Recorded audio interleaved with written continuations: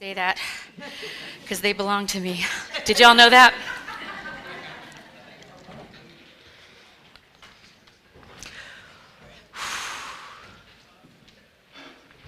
I think I'm going to be very emotional this morning. I'm just about to cry. We haven't even started yet. So I'm Melinda Wood-Allen, and most of you know me as the music director here. And what I've shared with some of you, but not all of you, that my dream is to become an ordained minister.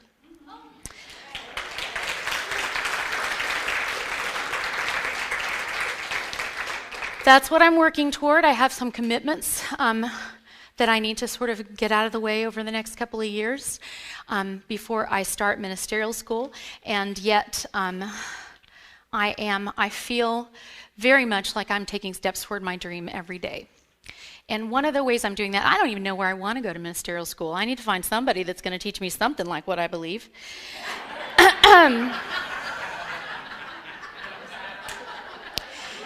And so I've been asking myself a lot. This has been sort of a daily question that I do writing on, and about what I believe. And the other thing that I've been doing is talking to people, young people like my daughter's age people, about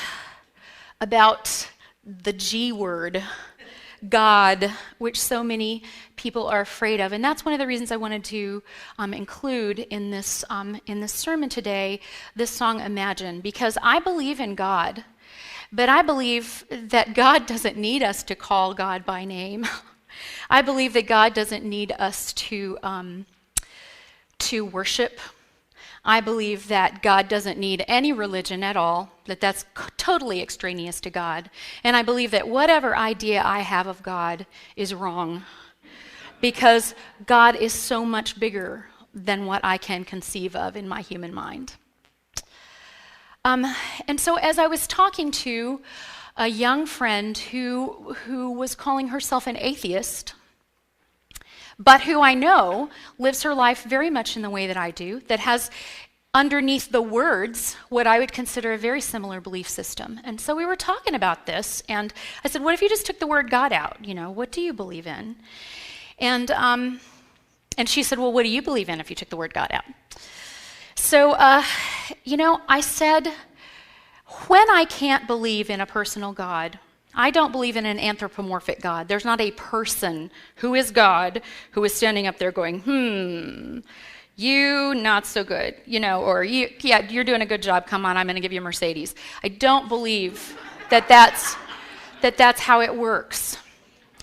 And when I get confused, as I often do, and this is a daily question for me, if I substitute the word love, any place in any literature that says God, in any discussion that says God, in any thought that says God, if I substitute the word love, that works for me. I believe the power of love is stronger than any other power in the universe. I believe that love is the only thing that can overcome fear, the only thing that can overcome hate, and what I think is probably more the polar opposite of love, I believe that love can even overcome apathy. God's calling. Answer. So, I said, there is a power of love in the world that can overcome all these other powers. And this person said to me, yes, but there is a power of hate. There are people who are actively hating, who are actively taking steps to hate. And okay, unity aside, the evidence is there that is true. There are people who are perpetuating hatefulness. I happen to believe that that's 99.9, if not 100%, about fear. But still, that's how it manifests in the world, that people do hateful things to each other. And this was her argument. And I said, okay, let's say, for the sake of argument, that there is a power of hate. That means that those of us who believe in the power of love, it is that much more incumbent upon each of us as individuals to cultivate the energy of love in every moment that we can. To cultivate the energy of love. And I just kind of fell in love with that phrase. That when I can't figure out, how does this apply biblically or in whatever way, how can I cultivate the energy of love, and what does that mean? So that's what I want to talk about a little bit today. So I wanted to look up love. I looked up several sources about what love is. Webster, one of the definitions, I had to look a ways down to find one I really liked, says love is the unselfish, loyal, and beneficent concern for the good of another. Unselfish, loyal, and beneficent concern for the good of another. Most of the early definitions weren't bad, but they were more about romantic love. And honestly, romantic love ought to be this as well. Just saying. And this happens all the time. I'll have a sermon title a month in advance, and I'll be working on it and writing about it, and then 2 or 3 days before, Chris Chenoweth will print something in his daily stuff that's like exact. I'm like, okay, I'm copying that. Chris Chenoweth says, a good definition of love is that it is a feeling. I like, because love does feel like a feeling. It's a feeling that excites desire for the welfare of its subjects. I like that, a feeling that excites desire for the welfare of its subjects. And the other thing I did was look at another couple of sources. I went to the Bible and I read my most problematic apostle, Paul. And I forgive him for all the other crap that he said in the Bible.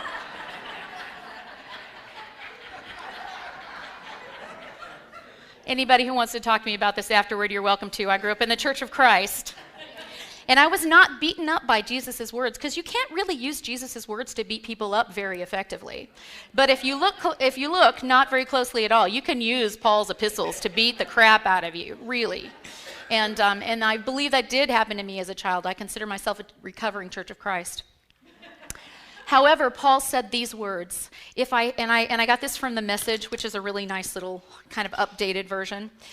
If I speak with human eloquence and angelic ecstasy, but don't love, I am nothing but the creaking of a rusty gate. If I speak God's words with power, revealing all his mysteries and making everything as plain as day, and there's some people who are good at that. And if I have faith that says to the mountain, jump, and it jumps, and there are people who are good at that too. People who watch The Secret and say, I have faith that the universe is working in my favor. I'm going to make this mountain jump. I'm going to manifest this Mercedes. And all of that maybe is true, but if I say all of that, if I have that faith, if I am able to speak, I am able to hold faith, but I don't have love, I'm nothing. If I give everything I own to the poor and even go to the stake to be burned as a martyr, but I don't love, I've gotten nowhere. So no matter what I say, what I believe, and what I do, I am bankrupt without love.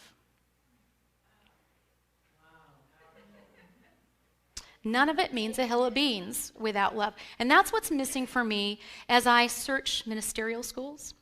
That there, in one that I really thought might be the one that I went to, there's become such a leaning on the laws of the universe and how to use your mind to produce what you want in life, and it feels like the love has been taken out of it to me. And that's my own personal, that's my feeling about it.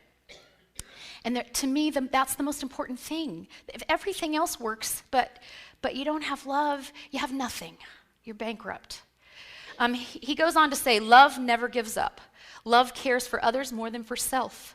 Love doesn't want what it doesn't have. Ouch. Love doesn't strut, doesn't have a swelled head, doesn't force itself on others. Isn't always me first. Doesn't fly off the handle. Bob, shh. Doesn't keep score of the sins of others, doesn't revel when others grovel, takes pleasure in the flowering of the truth, puts up with anything, trusts God always, always looks for the best, never looks back, but keeps going till the end. I love that. I know we've heard probably the King James and the Revised Standard Version many times at weddings throughout the years, so I liked just doing this from a different translation. Also, here's a little poem by Emily Dickinson, and I've heard a gospel song that was written about this poem, and I didn't realize that she was the original source. She says, "If I can stop one heart from breaking, I shall not live in vain. If I can seize one life, the aching, or cool one pain, or help one fainting robin unto his nest again, I shall not live in vain." So that's a lot of talking about what love is. Let me tell you, these are the ideals of love. I have not yet met a human who loves perfectly, and I certainly don't love perfectly. But what I've found, since I put that phrase in my mind, cultivating the energy of love, and made that a challenge for myself, I've noticed certain things. That I want to share with you. I want to talk, though, for just a minute first, and Paul kind of started it in his list. I want to talk to you about what love is not. Cultivating the energy of love is not always easy. It's not always the easy thing to do. Love is not being nice at the expense of being kind. Sometimes we are tempted to be nice and keep the peace when the kinder thing to do would be to stand up for what's true. Paul does say love seeks truth. Cultivating the energy of love does not mean taking away another's dignity by doing for him what he can and should be doing for himself.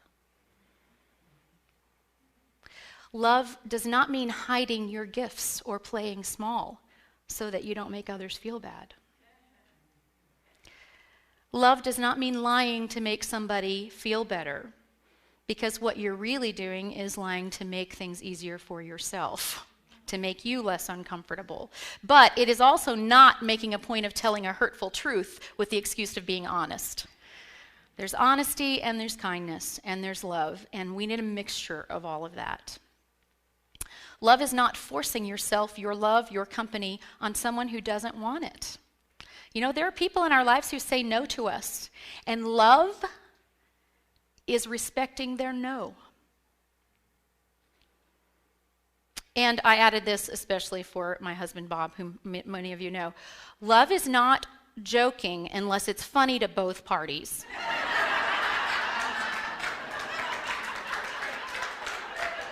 Has to be funny to both of you or it's not funny.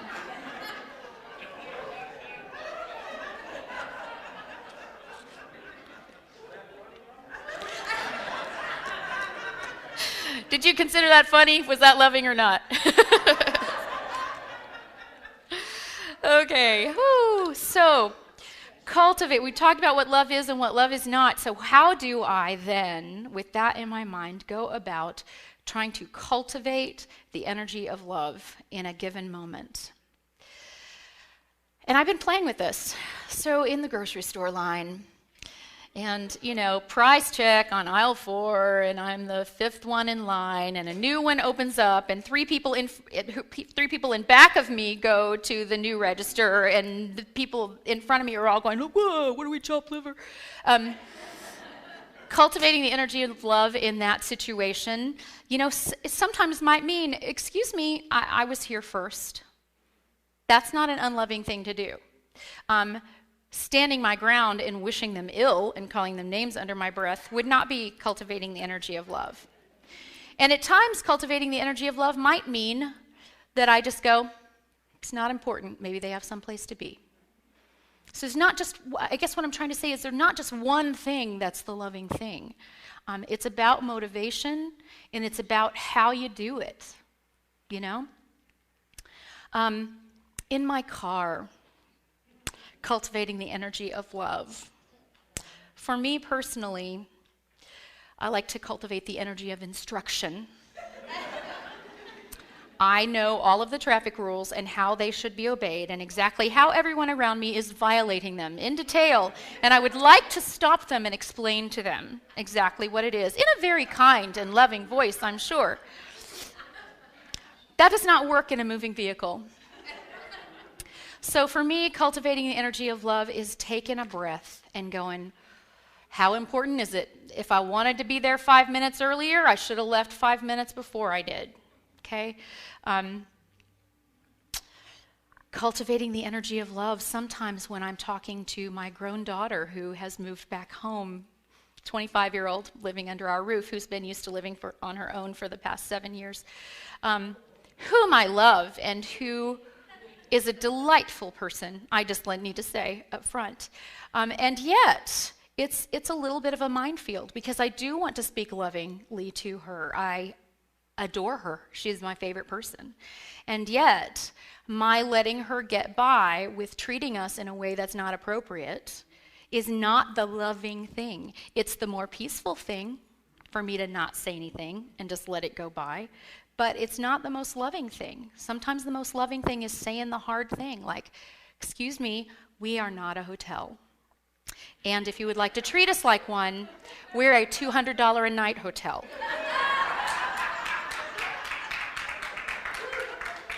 All the amenities, room service, the whole bit. So, cultivating the energy of love when I'm talking to my spouse. How do I cultivate the energy of love when he's driving me absolutely crazy, Sometimes cultivating the energy of love means I'm leaving the room. Sometimes it means I am just coming to him and saying, I love you so much, to remind both of us of the truth of that statement. There are many, many ways to do it, is kind of my point. I've had to cultivate the energy of love while hiring and firing and speaking to employees. How to do that thing with kindness and with love, without vitriol and without hiding behind half-truths. It's a very, very difficult thing to do. I'm not saying I do it perfectly. I'm not saying I do any of this perfectly. I'm just providing examples. Another way that it has come into my mind that I have a space in my life where I could be cultivating the energy of love, is when I make my choices about what to eat. Am I being loving to myself when I pick up the donut? Is that the loving thing for me? When I decide whether and how to exercise my body. When I think of people against whom I have a grievance or who seem to have a grievance against me. It's very, very difficult for me to function in the world when I think people are mad at me. And I know this is really hard for you to believe, but apparently there have been some people at some point who were. So this is what I know and what I've known for a long time is that forgiveness is maybe the most important work that I can do in cultivating the energy of love in my life. When I am holding a grudge against another person, chances are I'm not really harming that person, but I am certainly harming myself. I am eating poison every day. And yet, it's so hard to forgive somebody who basically looks you in the eye and says, I'm going to screw you. Or who, does it behind closed doors, either way. And we've, in a business situation that Bob and I have been in for over a year now, there's been a lot of this going on, and then we think, okay, it's all calmed down, and then it comes tax time, and there's fishy paperwork, and we're both again, but I do not hurt anyone but myself when I hold that fear, because it's really fear. When I'm mad at somebody, it's almost always fear that they're going to take something away that I have, or that they're not going to give me something that I feel I need. That's if you think about it, that's what almost all negative feeling is, almost all hate is. I'm just afraid you're going to take away something I have, or that I'm not going to get what I need. And I think about people who make such a big deal about same-sex marriage. if you don't believe in same-sex marriage, then don't marry someone of your gender. That seems very simple to me. And yet what's behind it is centuries of fear. That I think marriage means this, and if they do something different, then maybe marriage will mean something. I mean, it doesn't make any sense. I'm not saying it makes any sense at all. It doesn't, but it's fear. Fear doesn't make sense. I'm afraid of, cockroaches.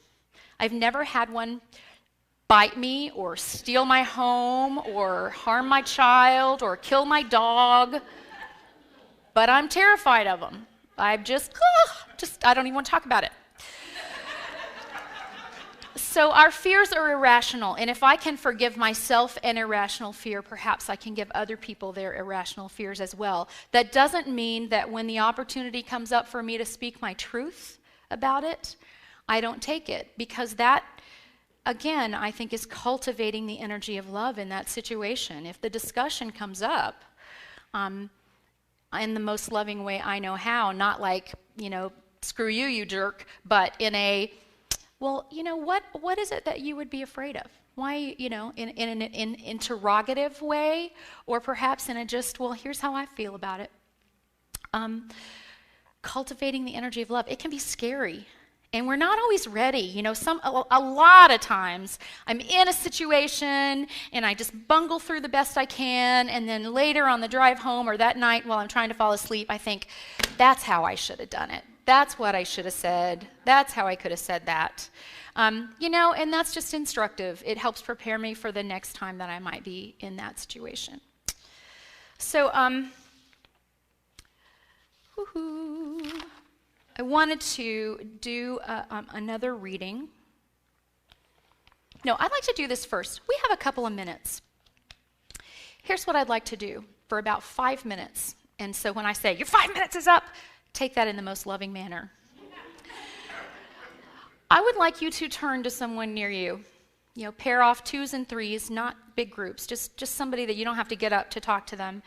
And talk about some specific way in your life that you can think of that you can cultivate the energy of love, that you can bring forth the energy of love into a situation so that there is more love there than there was before you put your intention in that direction. Just take a minute to do that, please.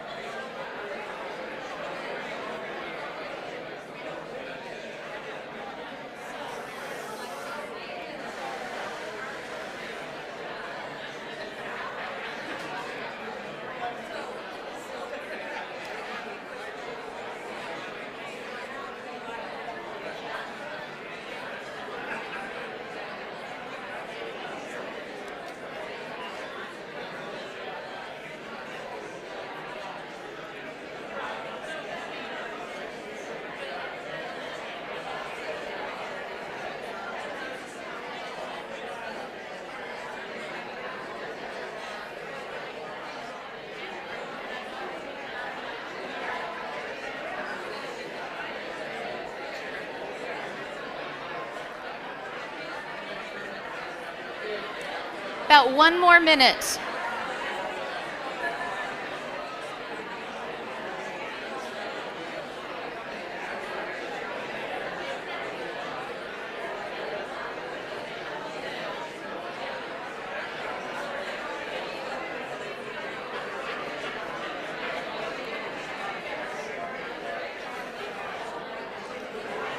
Okay, let's bring our attention back.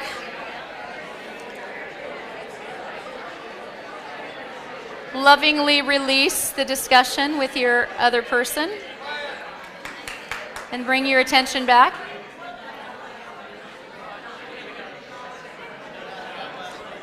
Okay, now. Woohoo!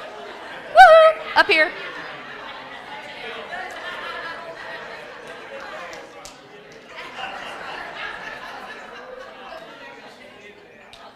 Man, conditioning. It's deep. So, how did that feel? Do you think of something that maybe you hadn't thought of before, or get some insight into a situation in your life? Cool.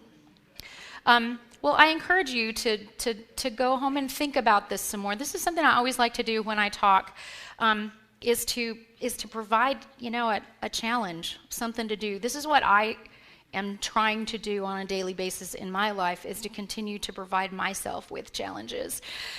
And it ain't hard to find challenges for me, let me tell you. So I want to close with a reading, and then I'm going to lead us into some meditation. This is a reading from 1 John. And I'm going to borrow Glenn's words in saying, I don't read the Bible to prove something to you. I read the Bible when there's something that supports what I already want to say.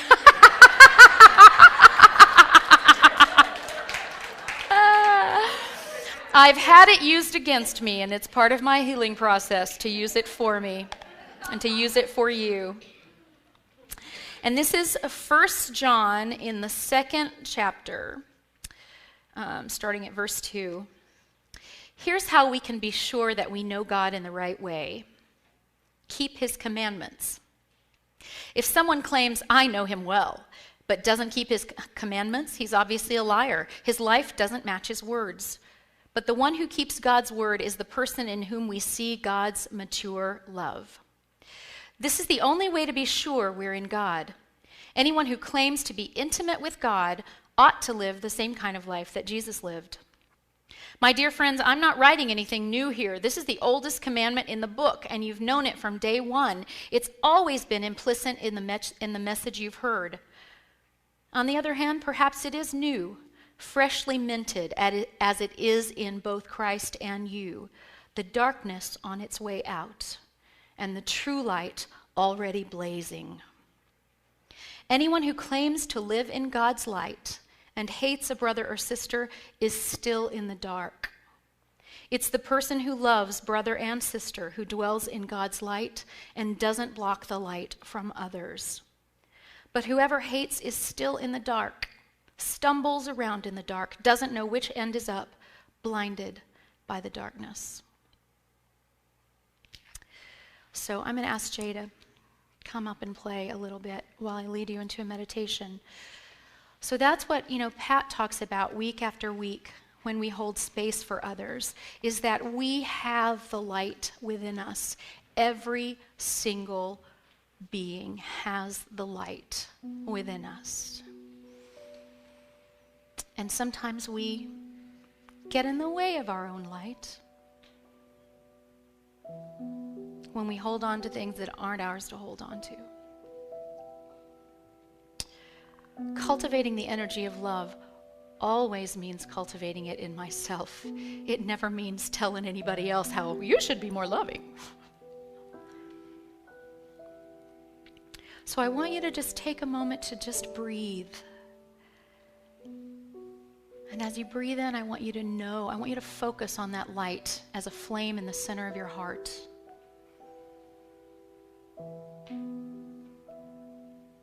And as you breathe out, I want you to see that flame getting bigger and bigger, until your whole body is full of light. You carry this flame with you in every moment, and at any moment that you can remember, any moment that I can remember, I can focus my attention on this flame. When my attention is focused on the flame, then the shadows are gone and the light is all I see.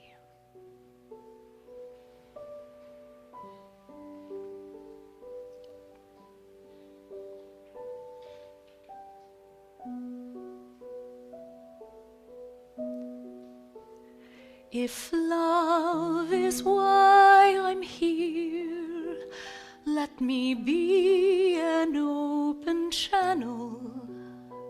If love is why I'm here, let me give and then receive.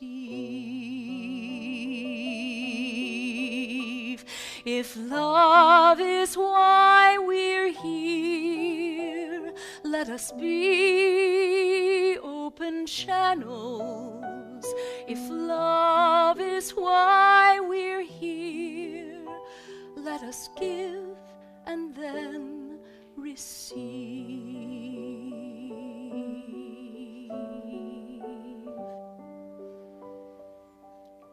I would like to put before you today that love is exactly why we're here.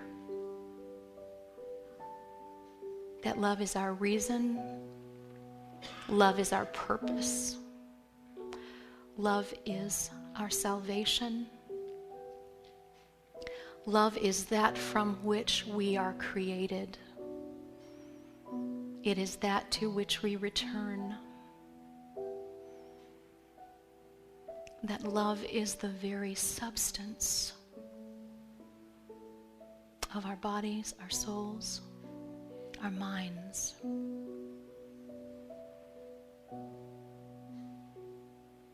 So I invite us to breathe in and accept that truth of love and light being who we are, and remembering who we are being our purpose. We are not beings of darkness, but sometimes we close our eyes and we forget the light.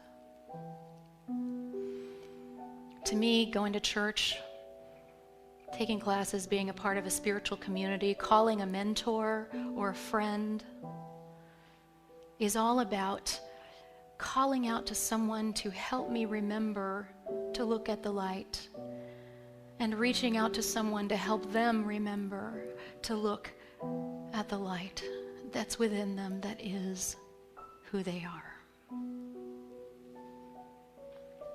So I set an intention this week to focus my attention on the light and to actively cultivate the energy of that light and that love in every situation in which I find myself.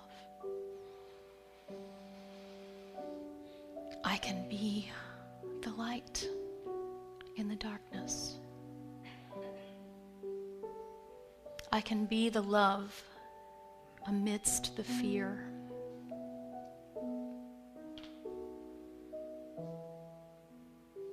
I'm willing to accept that my purpose is to give and receive love. And that includes giving and receiving love to and for myself.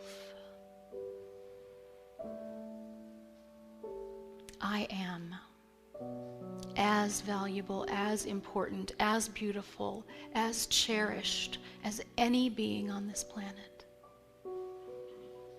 And I choose to live in love as a way of honoring myself. I choose to cultivate the energy of love in every situation as a way of honoring who I am. And saying, thank you, God, for creating me in love. Thank you, God, for allowing me to be in this place in my life, in this church, among these people who are willing to remind me who I really am. And I pledge to do my best to remind each one of them as well.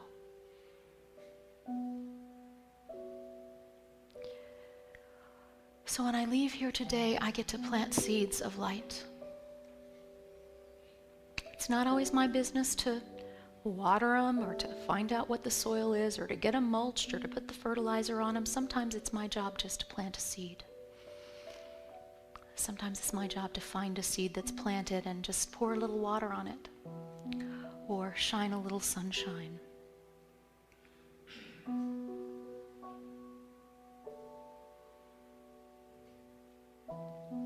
Being loving in this world looks a lot different in different situations.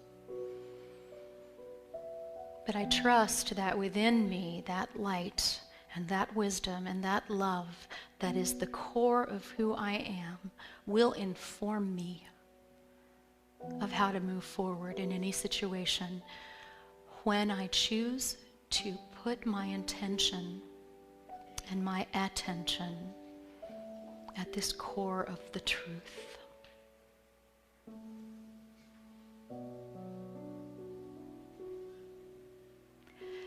If love is why I'm here, I will be an open channel. If love is why I'm here, I will give and I will receive.